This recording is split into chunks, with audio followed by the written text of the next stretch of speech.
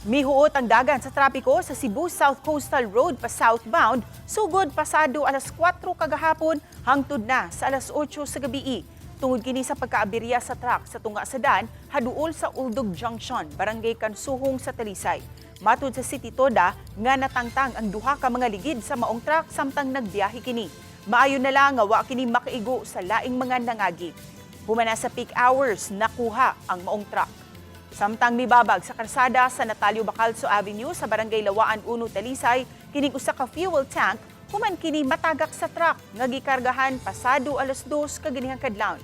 Daling nakaresponde ang City of Talisay Traffic Operation Development Authority. Gikaingon nga padung sa habagatan ang sakyanan nga nagkarga sa fuel tank.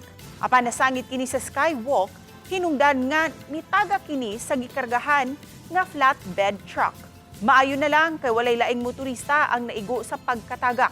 Nakatampo usab kini sa paghuot sa trapiko sa maong dapit kaginihang buntag kay alas 9 na sa buntag hingpit kining nakuha. Naato sila tulubagon aside nga nakakos sila obstruction unya human reckless pod sa usa ka driver. Kay nganong wa niya susihadaan ang iyang unit before niya gipadagan.